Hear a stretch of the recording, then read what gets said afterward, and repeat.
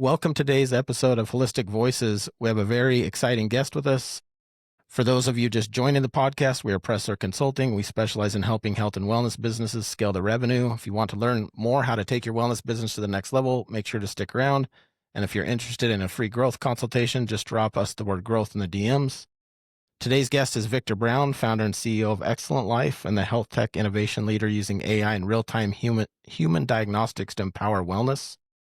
With deep experience across engineering, strategy, and business development, Victor's led Xcellent Life for a decade, advancing preventative care with personalized insights and risk avoidance.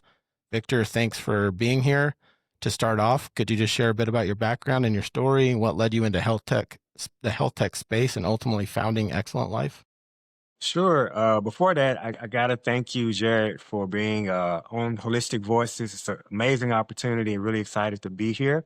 Well, thank you. You're very welcome. So a little bit about my background. As you mentioned, started out as an engineer and transitioned to various marketing roles. And in every role that I've ever had, technology has been such a really important part of that. Technology from developing the concept on to delivering that to market. And I became very passionate about, solving big problems with those, technical solutions, so to speak.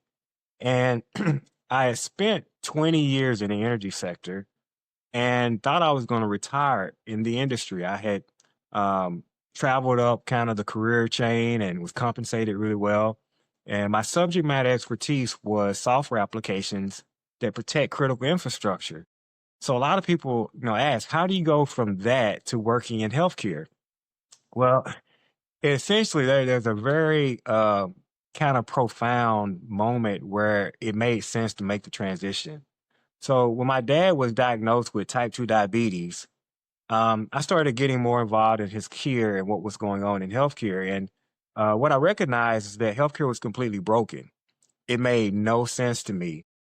And the analogy that I give people that helps them understand why it was so profound for me was that if I were to tell you that, hey, there's a nuclear reactor over here, I think we should let that reactor start to melt down. And then at that point, we'll go in and try to correct the issue. Well, most people would think that'd be a really crazy thing to do. And I did as well. That would be catastrophic. But unfortunately, that same kind of ridiculous approach that I described with regards to a nuclear reactor, that's the standard that we bear in healthcare. That is the mode of operation. It's like everything is reactionary and we have utilized very limited amounts of data. So in recognizing that, I knew that there was an amazing opportunity to take technology that was evolving very rapidly that's applied to protect nuclear reactors and take that same approach and apply it to the most critical asset, which is human life. And so that's where the vision for Xcellent Life came from. That's what changed, I guess, my career goals and really my life goals because it became my purpose at that point. Oh, sorry, it cut out for a second. Oh, no worries. Okay, all right. Yeah, no, it went blank. I don't know what happened, but no, yeah, thank you for that. What can you give us I think it's an amazing story. What can you give us a snapshot of Xcellent Life and who you serve and what your day-to-day looks like now as CEO? Sure. So snapshot of Xcellent Life would be a software company that thrives in building innovative solutions to empower health. And what that looks like is a software application and a mobile app that collects a very comprehensive set of health factors by way of integrating to wearable devices, integrating to other softwares, other databases, and even collecting information directly from the user. And once we do that, we analyze it using our proprietary technique called real-time human diagnostics, which gives incredible insights that describes where a person's health is versus where it should be, and also helps to uncover health risks and personalize ways to avoid those risks. So that's what we do. And really, really, kind of excited about what is happening next for us. And a big part of that, in terms of getting back to what my day-to-day looks like, is that in this moment, I'm spending a lot of time in the capital raising process. We've been very strategic in building some relationships and kind of setting the stage for accelerated growth. We have not raised a lot of capital to this point, only 200K in totality. So the fact that we've been able to do what we've done with only 200K raised is pretty amazing. So I'm very proud of that. But now it's time to raise a large round of capital. So I spend a large portion of my day going through that process to bring investors to the table, have those conversations, answer questions they might have, and really get to that place where we're ready to grow and accelerate very rapidly once we've raised this capital. Okay. Yeah, that's great. I think I mean, it sounds like you have a really great vision for this entire structure and purpose. So definitely hope you get all the capital you need. Would you say your original inspiration for Excellent Life was based around your story with finding out how broken things were? Would you say that's accurate? Yeah, absolutely. I mean, I know firsthand experience of feeling the pain when you have a loved one that's having to deal with unnecessary illness and the costs associated with that. And I know there are millions of other people around the globe who know that same pain. I have a loved one that's dealing with that. And it just became very important to me to do what I can to solve that problem.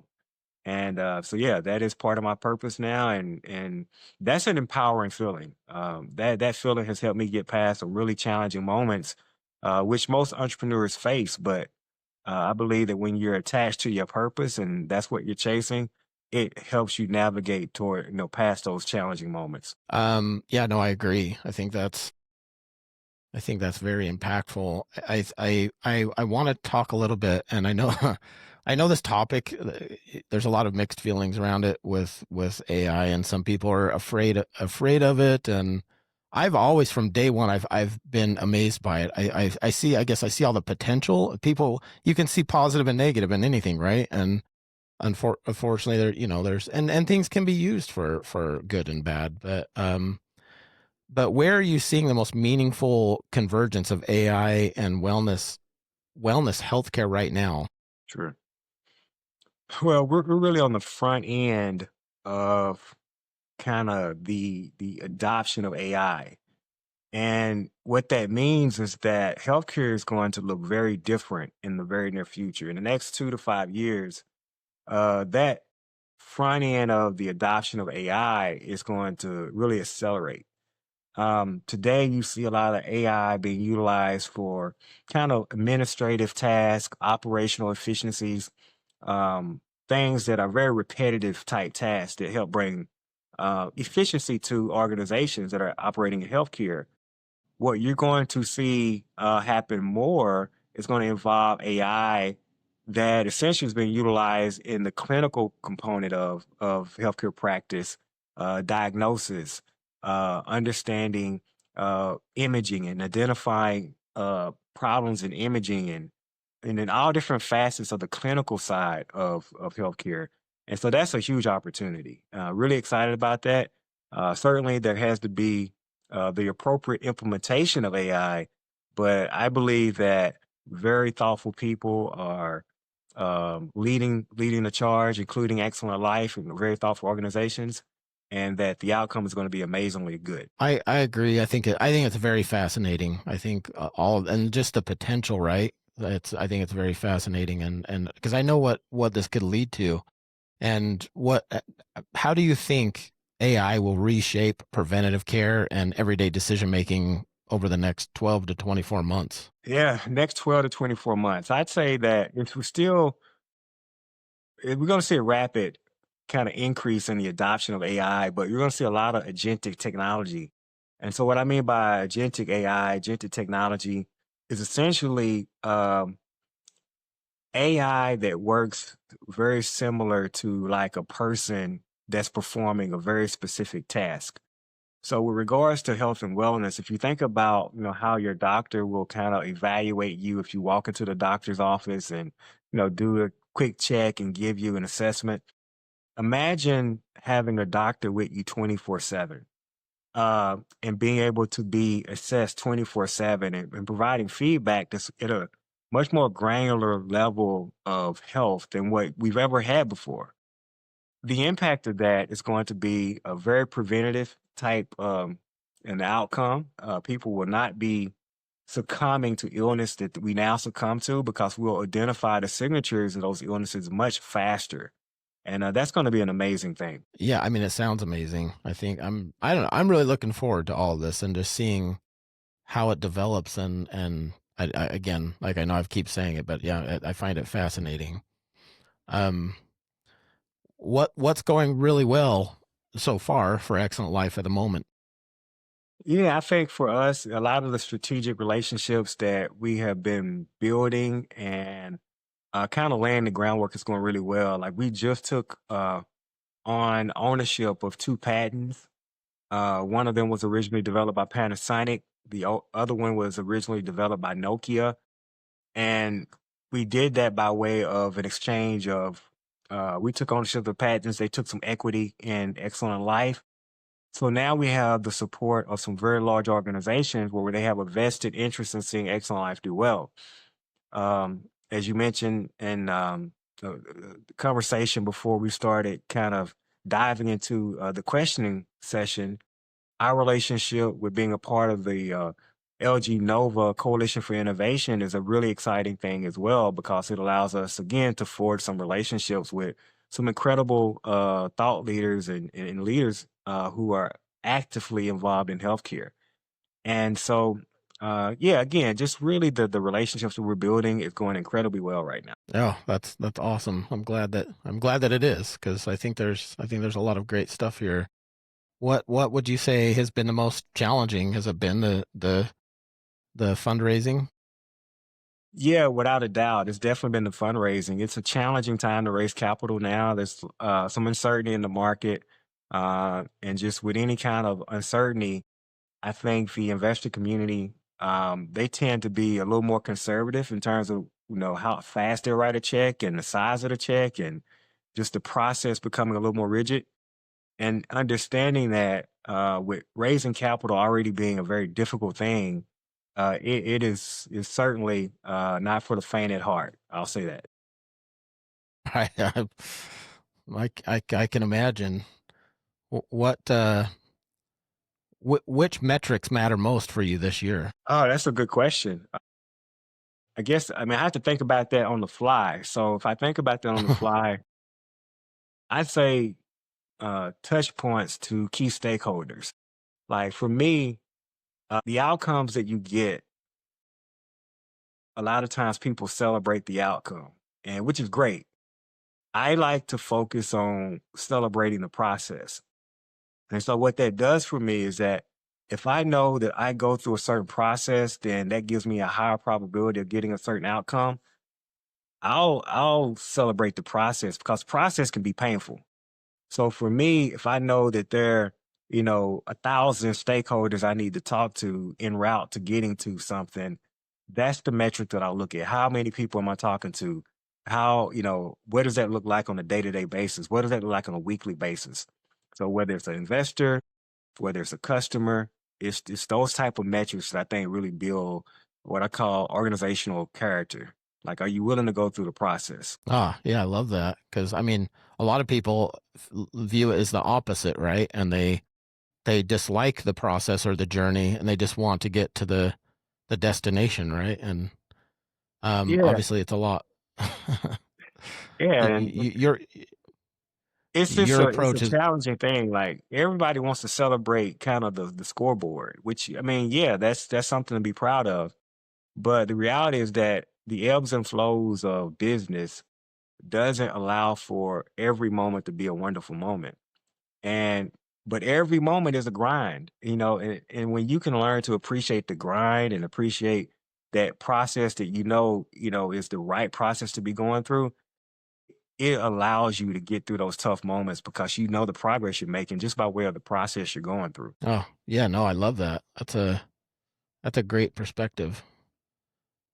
Um, looking 6 to 12 months ahead, what would success look like for you in Excellent Life? Yeah, I say for us raising capital, closing around the capital, um, we've got a really interesting opportunity with having a letter of intent for an investment. Uh, the larger investment, but that will require smaller investment to be made first. So we're working through that. But once we raise that capital, we also have an opportunity to launch our business in Brazil by way of Oh, support through an organization called the FCJ Group, which is really a organization that works with a coalition of large corporations. So we have incredible support that's lined up with launching our company in Brazil. So we have done a really good job of setting the stage. And so in the next 12 months, we look to be operating in the US, Brazil, potentially in Europe as well, supported by the investment that wow. we're now trying to raise. Wow. That's amazing. I definitely hope that all of that happens for you in the next 12 months. Yeah, you and me both. Um, We've worked hard, yeah, so we're ready for some things to start trending very rapidly in the right direction. right. Yeah. I mean, it sounds like a very complex journey. But it sounds like you've had a great journey so far. As far as your goal goes in the next 12 months and achieving that, hypothetically, if you had a magic wand to fix one thing in your business right now that's either holding you back or slowing you down, what would that be? Outside of bringing capital to the table instantly, because that would fix a lot of the challenges that we're seeing on a day-to-day basis. Because we're having to be creative to navigate around lack of resources. Beyond that, I'll say automating some of the things that we could automate on the business side. I say business side, but marketing and sales side, utilizing some AI tools that really create kind of like a push button, easy button for the sales organization. There are some incredible tools that are out there available. Again, that's kind of a function of having financial resources to invest and set that stuff up. But we've gone through the process of learning how to utilize those tools. We know how to do that really well. And so that would be one thing that I would change. When I put those tools in place so we could put the revenue creation on a kind of an accelerated pace. Right. Yeah, I think that's another. I mean, all the implementations of all of this technology going on. Again, I think it's exciting. It's exciting and um again, I know I've said it several times. It's just something that I'm passionate about, I guess, and I'm always interested in hearing how people are utilizing it, and especially stuff like this that's very impactful when we're talking about health and wellness, um, and other really important industries that it could be implemented into. Yeah, I think it's really cool that things are going this way. I think it's going to be. I was watching Mark Cuban the other day, and he was saying that this AI movement is going to be the biggest ever in the tech space. Like he says, it's going to be the biggest ever, right? Like, I agree. I mean, I've been in technology for 30 years, and I've always taken a lot of pride in having my finger on the pulse of where technology is going to go and kind of having a good idea. In my mind, up until maybe the last 3 years, maybe 4 years, it has been kind of a pace that is predictable and kind of a, you know, similar, pace of acceleration. But in the last 3 to 4 years, with AI coming to the forefront, um, it's going to drastically change things in every aspect of our lives. And I don't think the average person fully understands like how different our world is going to be uh, when the greater part of kind of corporations and businesses start really fully adopting AI and understanding what they can do with it. Everything changes. Now the trick is that for the implementers and the people who are building this stuff, to make sure that they do so with, um, I think some human value that's a part of their process, understanding that there is a dark side to AI and what the outcome could be if you're not careful. So I don't want to be dismissive of people who have concerns about AI because, like any kind of tool you develop, it can be utilized for bad as well. So I think as a society, we do have to have guardrails in place. Right. Yeah, no, for sure. Cause yeah, it's like what we were talking about earlier about, it can, anything can be used for good or bad. Right.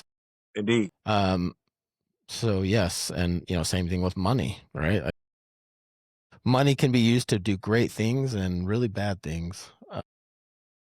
But I am, so that part is not, that can be a very big downside. And like you said, some oversight is important. And yeah, I agree. Yeah, I it's think, just really wild. yeah, because I guess I don't like to focus too much on, what ifing, but I think it's important to have, like you said, have guardrails, to protect, because there's just people that are bad. There's people that are Yeah, bad. I mean, So, it's happening already. People are already utilizing AI to scam people, to take advantage of, to promote and push out misinformation. And so, for right, someone that would do something like that, 5 years ago, I mean, not that it was incredibly difficult for them, but they would do it and have to spend some time and effort to continue to do that. With AI, they can accelerate and expand what they're doing really easily. So bad actors become bigger villains, and we got to make sure that we're aware of those things. Anybody that has been involved in software knows that there's a very basic principle: garbage in, garbage out. So if you're analyzing something to get to some kind of outcome and you put garbage into what you're analyzing, then you're going to get garbage out. So you have to be very careful about kind of the information that you feed into any kind of, AI system. right, right. And I didn't even know. I didn't know about the scamming thing that's going on, but I also don't. It doesn't surprise me. Right. So Yeah. It is a really crazy world, and you like to think that people would be very forthcoming and being very genuine about trying to add some kind of value. Obviously there are criminals in the world, and some of them are incredibly smart and incredibly um, good at what they do, and they're utilizing AI to scam people, to take advantage of people, organizations, even hacking can be empowered by utilizing AI. With just is a lot of things that we have to be aware about as a society, and especially as technology innovators and leaders, to make sure that we put the right guardrails in place. right. Yeah, all that is going to be very interesting to see how they navigate all of that, right? And well, regulate, right? Cuz that's essentially what we're talking about is regulation. But Yeah, it's interesting because technology is far outpacing the regulatory authorities right now. So in some regards, um, if there were no regulatory authorities in place, take away all the bad things that would happen. There is some amazing technology that could be changing lives in wonderful ways right now, today. Um, and so again, like, you have to have the regulatory bodies in place so that you can stop the bad actors. But you do also have the challenge with it constraining to some extent some of the technology that we have available to us. So the real trick is how to shape regulations where you filter in kind of the things that add value to society, giving them an opportunity to really fully thrive, but filter out, all the things that would be the downside of having just a free fall and people just throwing anything over the fence. So it's a challenging world to operate in. yeah, I agree, and I've had this conversation a lot, not about AI, but because so I have a background in infectious disease, and I've advised different organizations that I can't speak of because of NDAs, but uh, I've been in a lot of debates with people who they think that regulation is a bad thing. I'm like, can you imagine like if we didn't have it, kind of like saying like we shouldn't have laws, right? That people can just manage them. They're like, no, they can't. we can't self-regulate. Like humans don't self-regulate because you have all these different views and opinions and types of people. And so I've been in a lot of debates about people who are anti-regulation, and I've been pro-regulation in the infectious disease space. And anyway, it kind of reminds me of that. So I think you're going to get kind of the same type of, debate going on around this. And I don't know. I see the pros in regulate. I see the need. We need it, right? Like I it's, mean, you uh, have to have it. I mean, I would give people the analogy of thinking about having the regulatory bodies be serving as a fence, and on one side of the fence sitting a whole bunch of sheep, which is people that need the shepherd. They need the herder to come bring food and other things inside of the fence. But there are also a lot of wolves on the outside of the fence that can't get in because they don't have the key or the access. If you remove the regulatory authorities, the wolves have access as well. And so for people that think you don't need regulatory authorities, um, they would quickly find out why it's important if you remove them. There are really bad actors out there, and regulations make it much more difficult for them to cause problems. right. Yeah, I agree. I mean, I definitely see the benefit in it, and it helps protect. I mean, look at all the even if you're looking into something like as simple as trades, right? People's trades, and how regulation not only protects consumers, but it protects the tradesmen, from people exploiting it, or being not being qualified. And I don't know. I see the benefit. I don't know why others don't. But I agree. I think it's really important, and yeah, it's just necessary. It But is. yeah. Victor, yeah, this has been awesome. I appreciate your lens on AI, wellness, and preventative health. For listeners who want to connect or learn more about Excellent Life, where should they go? Yeah, well, they can check out our website, which is www.xcellentlife.com. So it's excellent with the X starting out the spelling. And yeah, I'm easy to find on LinkedIn as well. I love having a conversation with other innovators, other leaders, and really just anyone that has an interest in healthcare. And yeah, I'm easy to find and love to have those conversations. Awesome. We'll link everything in the show notes. And thanks again for joining us on Holistic Voices. And to our listeners, if you enjoyed today's episode, don't forget to subscribe, share it with a friend, and stay tuned for more conversations with leaders in health and wellness. And thank you again, Victor. Thank you, Jared. It's been a blast.